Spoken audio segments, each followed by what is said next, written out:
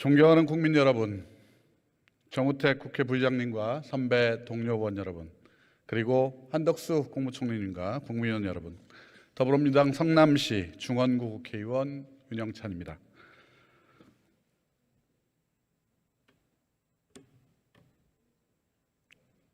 국무총리님 앞으로 나와주시기 바랍니다.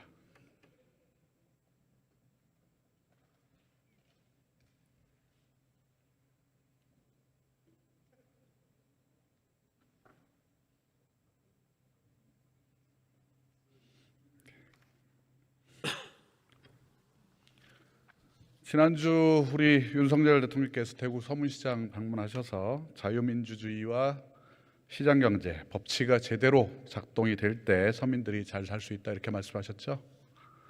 네. 총리님, 지금 우리 윤석열 정부가 자유시장경제 원리를 잘 지키고 있다고 생각하십니까?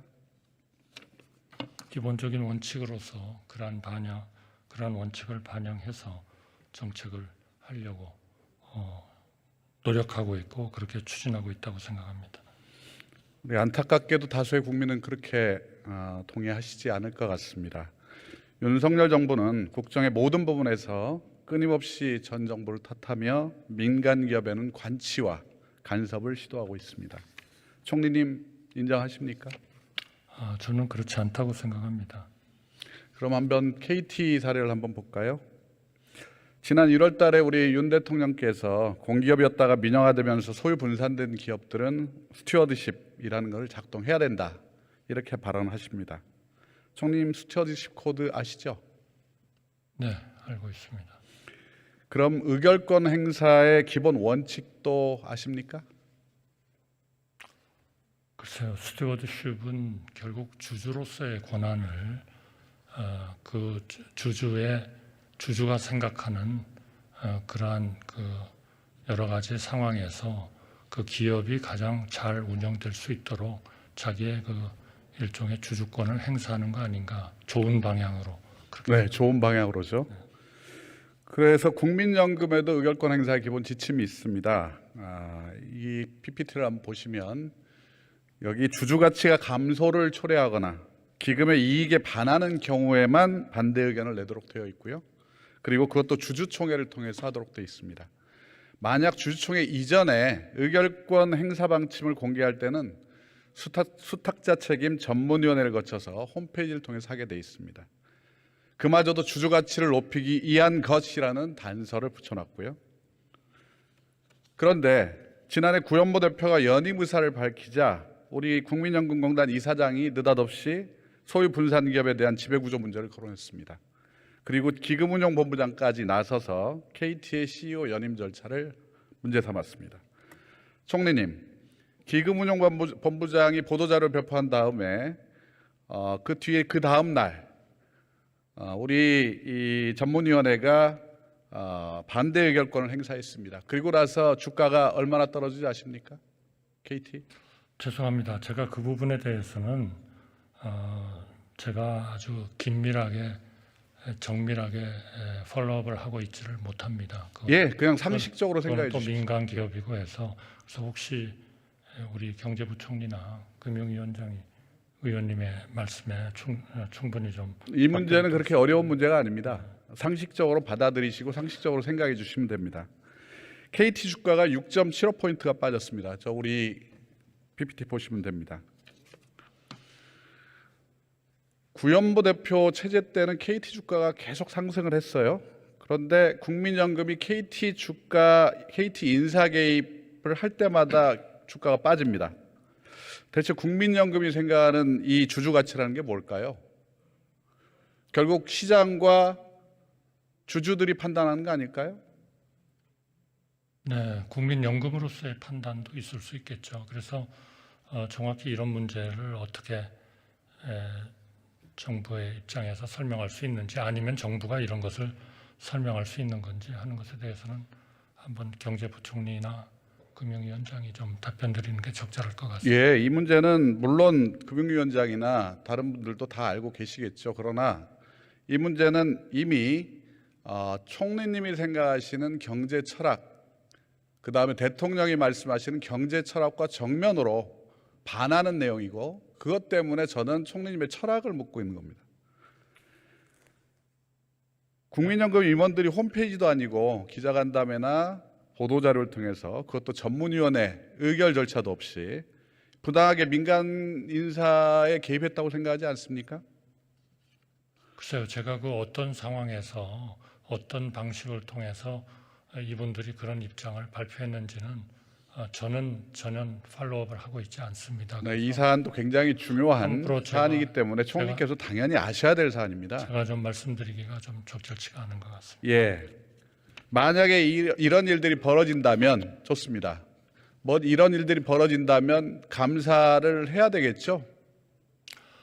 저는 이런 결정을 만약에 누군가가 하고 그거를 뭐 공개를 했다고 한다면 저는 그분이 생각하는 제일 큰 가치는 가령 국민연금에 계신 분이 그런 거를 했다고 하면 국민연금이 보는 특정 기업의 중장기적인 그러한 운영과 관련돼서 정말 적절한 가버넌스가 있어서 그런 가버넌스에 의해서 CEO가 선출이 되고 그분이 경영을 잘 함으로써 국민 경제에 도움이 되고 국민연금에 도움이 되느냐 하는 것을 판단을 해야 된다. 이건 뭐 너무 원론적인 말씀이에요. 예, 원론적인 말씀 좋습니다. 그러나 그 중장기적인 차원에서 봤을 때 어느 특정 기업에 이 경우에는 뭐 국민연금이 주주로서 참여를 하고 있습니다만 그러한 그 기업으로서 봤을 때 그 거버넌스에 비춰 봤을 때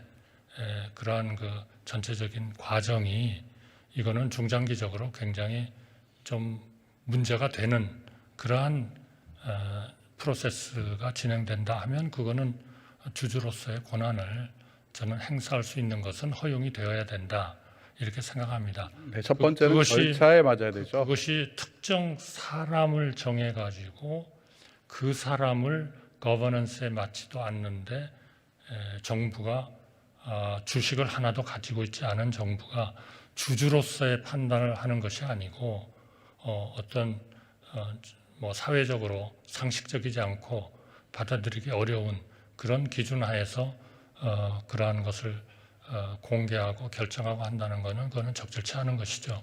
그러나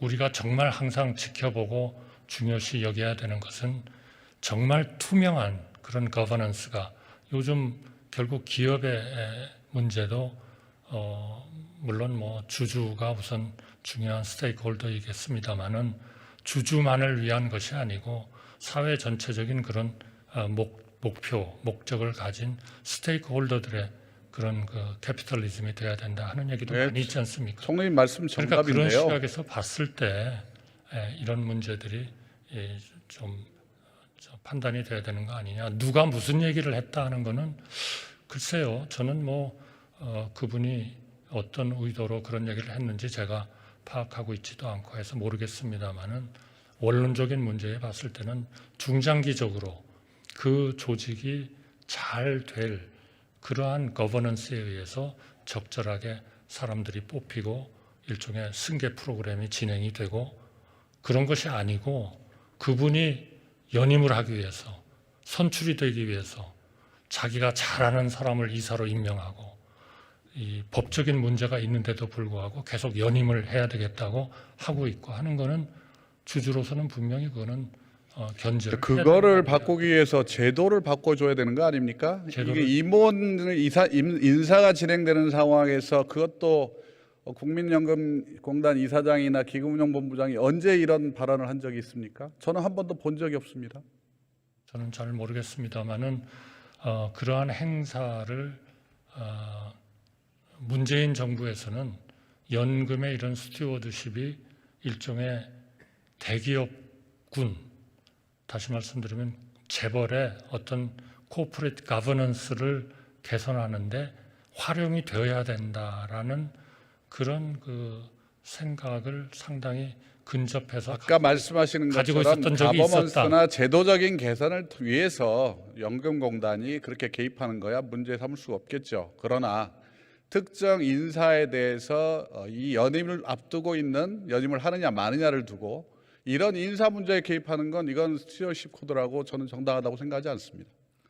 이렇게 본다면 주주 한 주 없는 우리 저 국가에서 정부에서 어느 기업이든 다 개입할 수 있는 거 아닙니까? 이 경우에는 이 주주가 일종의 자기의 주주권을 행사하는 사항이라고 생각합니다. 지금 의원님께서 말씀해 주신 그러한 사항들을 보면 이게 무슨 아까 말씀드렸다시피 절차를 지켜야 된다 제가 이렇게 말씀드렸는데 절차를 안 지켰어요. 우리 전문위원회 개최도 없이 본인들이 먼저 보도자료를 내고 이야기를 하셨습니다.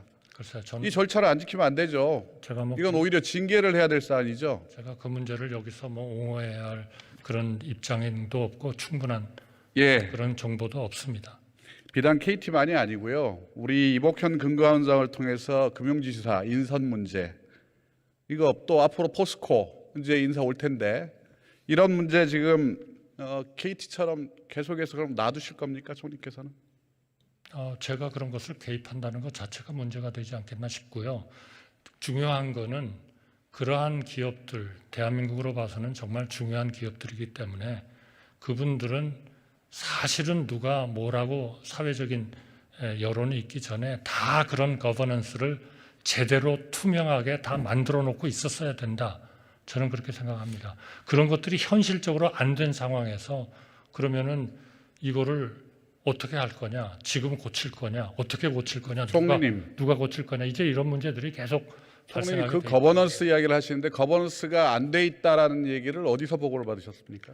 그것이 현실적으로 프랙티스가 이루어지는 과정에서 그 CEO가 그 회사에 들어와 가지고 첫날서부터 본인이 아는 사람을 갖다가 앉히고 예를 들면 누구하고 친근한 사람을 앉히고 이런 식의 행위는 그러니까 문제가 있다는 건 이미 정말 보고를 받으셨습니까? 우리 아닙니다. 저는 모릅니다. 아니 이미 알고 계신 듯해서 제가 여쭤보는 건데. 저는 그냥 신문에 가끔 한 번씩 나는 걸 가지고 보는 거 이외에는 그 내용이 확정된 것도 아니고 입증된 것도 아니고 검찰이 수사를 하고 있어서 그 결과가 나온 것도 아닙니다. 그러니까 제가 어떻게 그걸 장담하십니까? 아니 그러니까 제 말씀은 신문에 난 그거를 본 정도 가지고 원론적인 말씀을 드리고 있다. 그 신문에 나온 이야기를 가지고 말씀하시면 안 되죠.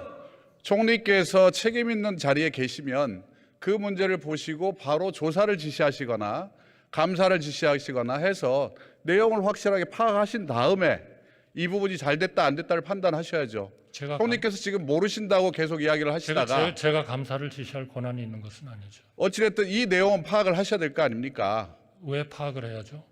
아니 국민연금공단은 그러면 이 정부에 관여하는 기관이 아닙니까? 아니 국민연금공단이 본인이 주주권을 행사한다 하는 그러한 그 자체를 우리가 부인할 수가 없지 않습니까? 그러니까 주주권 행사를 절차에 따라서 해야 되는데 제가 말씀드렸지 않습니까? 그러니까 절차에 다르게 했다고. 아니 그러니까 그것이 절차에 맞는지를 총리가 정부가 주식 하나도 안 가지고 있는 그런 기업에 대해서 이것과 연관돼서 당신들이 어떻게 하고 있습니까라는 것을 관여하는 것 자체가 그러니까 제가 그 말씀을 드린 이유는 이미 가버넌스 체제에 대해서 문제가 있다는 식으로 말씀을 하셨기 때문에 그 문제에 대해서 어떻게 파악하고 있는지 물어보는 거예요. 원칙적으로 가버넌스에 문제가 있다는 얘기가 그런 지금 의원님이 말씀하신 것과 관련돼서 제가 좀 한두 군데서 언론에서 봤기 때문에 그 문제가 만약에 그런 거라면 이렇게 했어야 되는 거 아니냐 하는 원칙론을 말씀드리고 있는 겁니다. 예, 우리 총리께서 2018년에 자유기업원의 노예의 길, 프리드리 하이에크 노예의 길을 저기 추천하셨죠. 네. 예, 윤석열 대통령도 취임 때부터 누누이 자유민주주의 시장경제 말씀하십니다. 하이에크가 누굽니까? 어떤 경제학자입니까? 그거는 철저하게 정부가 개입할 때에는 오히려 실패의 가능성이 많으니까 그거는 민간의 어떤 그런 좀 보이지 않는 그런 손에 맡겨야 된다라는 아담 스미스로부터 나오는 이제 그런 좀 생각을 같이 하는 그런 부류의 경제학자죠. 예, 정부 개입 최소화해야 되고요. 그리고 자유주의 시장 경제 1월의 대부죠. 이분이 어떤 얘기를 하셨냐면요. 통제받지 않은 정부는 악이다. 어느 누구도 무제한적 권력을 행사할 자격은 없다. 이렇게 얘기를 했습니다. 저도 이번 사안은 분명히 그런 경우입니다. 그런 건지는 제가 대통령께 분명히 말씀해 주십시오. 민간 기업에 대한 정부 여당의 부당한 개입 즉각 중단하시라고요. 다음 지난주 한상혁 방통위원장 구속영장 기각된 거 보셨죠? 네. 무슨 생각이 드셨습니까? 글쎄요, 영장은 사법적 절차에 따라서 청구가 될 수 있는 거고 판사가 판단을 했을 때 구속할 필요가 없다면은 기각할 수 있다. 저는 그렇게 생각합니다. 검찰이 방통위 직원도 구속하고 위원장에게 영장을 청구했는데 영장 심사 결과 점수 조작이나 지시 또는 묵인 이 증거가 전혀 없었습니다. 검찰이 억지 기소라는 얘기죠. 감사원 감사, 검찰 수사 왜 한 겁니까 그러면? 저는 뭐 그것이 기각이 되느냐, 그러니까 구속영장이 기각이 되느냐, 기각이 되지 않느냐 하는 것은 뭐 사안의 본질은 아닐 것 같고요. 결국 그분이 만약에 그러한 범죄를 저질렀다면 필요한 무슨 기소 절차라든지 또 무슨 사법 절차가 있지 않겠나 싶습니다. 그러니까 저는 잘 지금 매일매일 그거를 파악하고 있지는 않지만 당연히 그런 쪽으로 사법 절차가 진행되지 않겠냐 이렇게 생각하는 거죠. 다른 일반인도 아니고요. 우리 지금 이 장관급의 우리 정부 요인입니다. 그분에 대해서 수사가 진행이 돼 왔고 영장이 지금 기각이 됐는데 총리님 남부 사람 다른 사람 뭐 이런 식으로 말씀을 하십니다. 아니 그게 아니고요. 그러한 것은 지극히 하나의 사법적인 조치고 수사가 진행 중인 조치인데 그거를 총리로서 다 파악을 해야 된다. 그렇게 말씀하시면 파악하라는 게 아니고요. 이 내용에 대해서 지금 벌써 287일째 감사가 진행이 됐고 그리고 그로 인해서 방통위가 마비가 되다시피 했고 40명이 수사를 받았고 그리고 10번 이상의 압수수색이 이루어졌습니다. 그런데 결과가 구속도 못 시켰어요. 아니, 그러니까 혐의도 입증이 안 됐어요. 그러면 총리께서는 거기에 대해서 유감 표명이라도 하셔야 되는 거 아닙니까? 아니 의원님께서 말씀하신 구속이 안 됐다 하는 것이 사법 절차의 끝이 아니지 않습니까? 그러니까 그 부분을 우리가 그렇게 매일매일 우리가 업무 보고를 받듯이 무슨 보고를 받고 명령을 내리고 그런 거는 적절하지 않다는 말씀을 드리는 겁니다. 이게 벌써 지금 10개월이 다 돼갑니다. 이 문제가 시작이 된 지. 이걸 보면요. 정현주 KBS 사장처럼 나중에 무죄받더라도 일단 기소해서 내쫓자 이런 마음이 보여요. 박성재 전 MBC 사장도 배임 혐의로 6개월 동안 검찰이 수사를 했습니다. 그런데 물러나니까 무혐의예요. 버티면 유죄, 그만두면 무죄. 이게 검찰과 이 정권의 사법적 잣대입니까? 저는 뭐 그 점에 대해서 언급하는 것은 적절하지 않은 것 같습니다. 한 위원장도 방통위원장을 그만두어야 혐의가 없어지겠죠. 이 상황으로 보면요. 감사원이 국민감사 청구를 하겠다고 작년 6월에 이야기를 하자마자 KBS에서 방문진에 대해서도 국민감사 청구가 있었습니다. 현재 감사가 진행 중이고요. 작년 7월 법사위에서 우리 감사원장 하신 말씀 기억하십니까, 총리님? 감사원은 대통령의 국정 운영을 지원하는 사람이다. 어떻게 생각하십니까? 글쎄요, 그분을 제가 의도가 뭐였는지를 제가 뭐 확실하게 말씀드릴 위치에 있지는 않습니다만 그거는 결국 감사원도 하나의 정부의 기부로서 그러한 그 감사라는 역할을 충실히 해야 된다. 뭐 그런 차원의 말씀 아니셨을까요? 예. 그러나 지금 감사원은요 정권 마음에 안 드는 기관장 때려잡는 청부 감사 대행 기관입니다. 제가 보기에는 이렇게 언론 장악을 시도해서도 안 되고요. 이렇게 무도하게 그것도 정부 부처를 도륙을 내서도 안 됩니다. 정부 이런 행태 결국은 모두 다 부메랑이 돼서 여러분들께 돌아갈 겁니다. 자, 돌아가셔서 좋습니다. 박이부 장관님.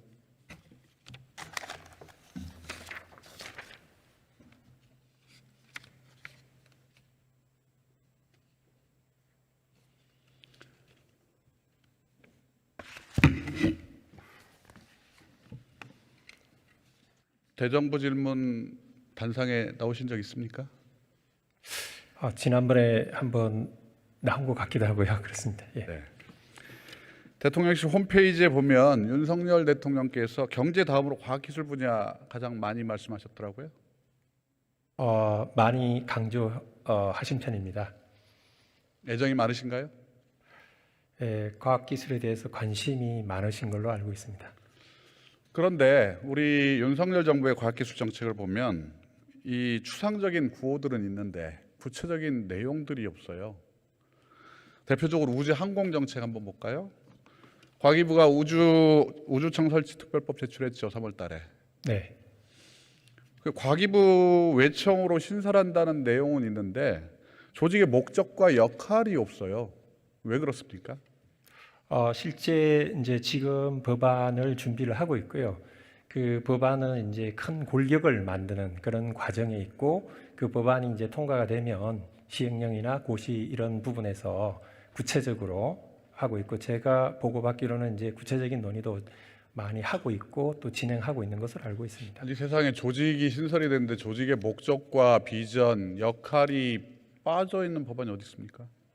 이제 그 이전에 수년 동안, 오랫동안 제가 알기로는 굉장히 많은 그 우주청행 설립에 대한 그런 이제 의견들이 많이 있었고, 여러 부처에 흩어져 있는 그런 우주 정책, 뭐 그 기술 개발도 있을 것이고 산업의 진흥도 있을 것이고, 그런 것들을 한 곳에 모아서 해야 된다라는 게 과거에 많은 그 언론에서도 얘기했다고 합니다.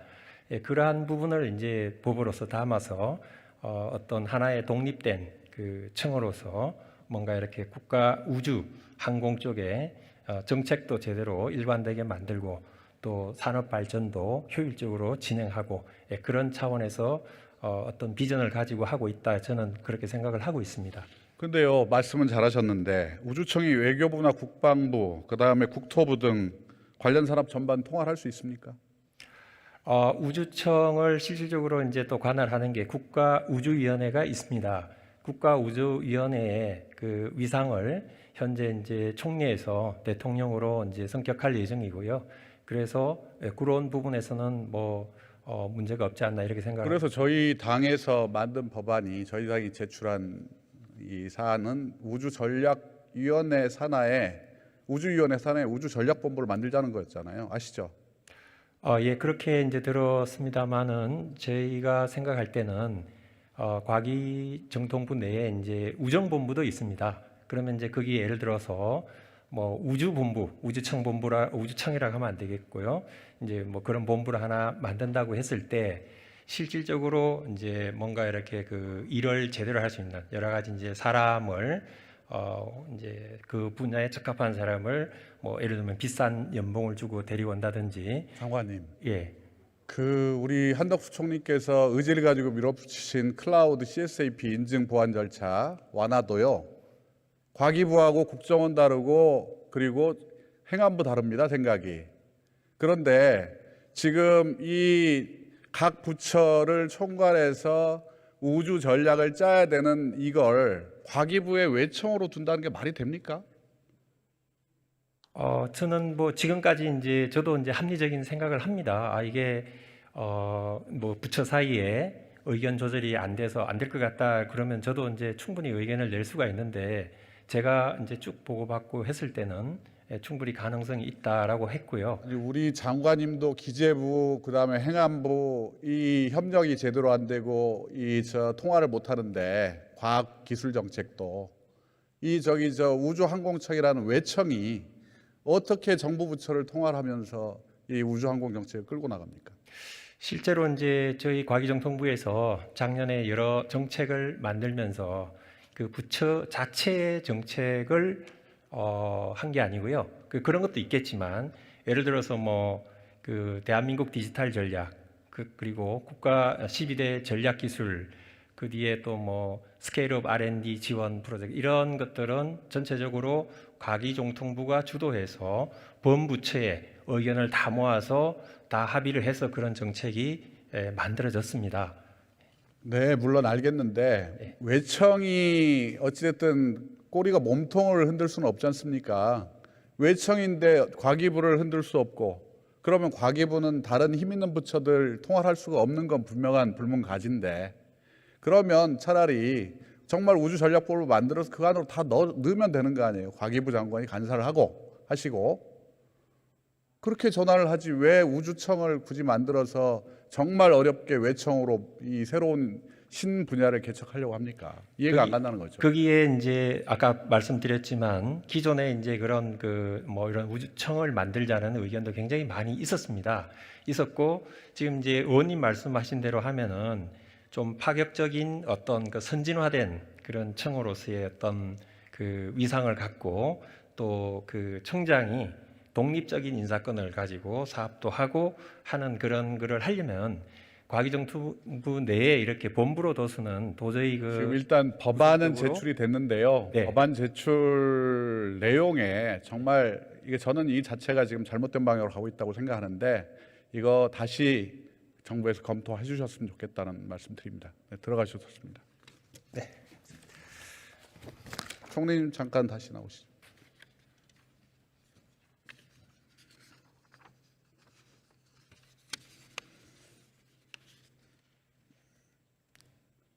지난해 6월 갑자기 CSAP 등급 완화하라는 말씀을 하셨는데 이건 배경이 어떻게 됩니까? 죄송합니다. CSAP 클라우드 보안 인증 절차. 네. 인증 절차. 그거는 아마 유죄관계 대책회의에서 그 회의의 핵심은 우리가 그 위성 사진을 찍는데 그 해상도가 너무 흐려가지고 우리 벤처 기업들이 활동하는 게 굉장히 어렵다. 그래서 이거를 좀 국제 기준 정도로 좀 해상도를 높여야 되는 거 아니냐 하는 게 이제 원칙이었고요.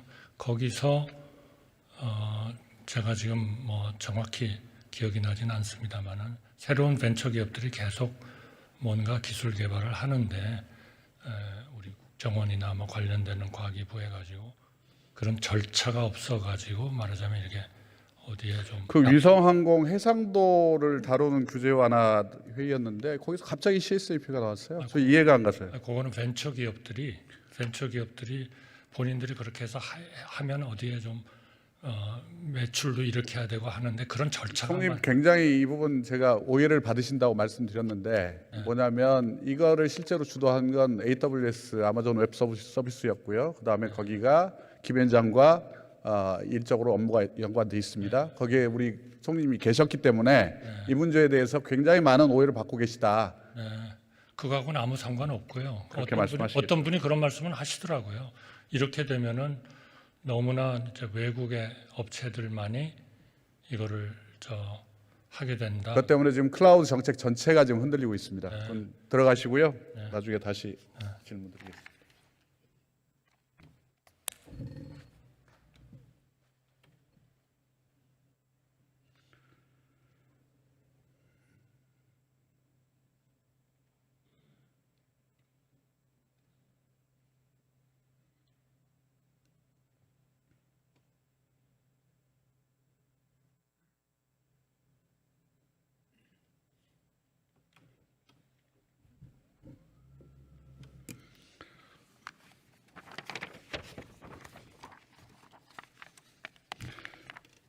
지금 윤석열 정부의 과학기술 정책에는 컨트롤 타워가 없습니다. 사실상 기재부가 예산을 무기로 주요 사안을 결정하고 있습니다.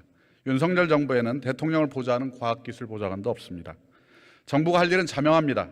컨트롤 타워 세우고 제도적인 틀을 만들어 정책을 추진해야 됩니다.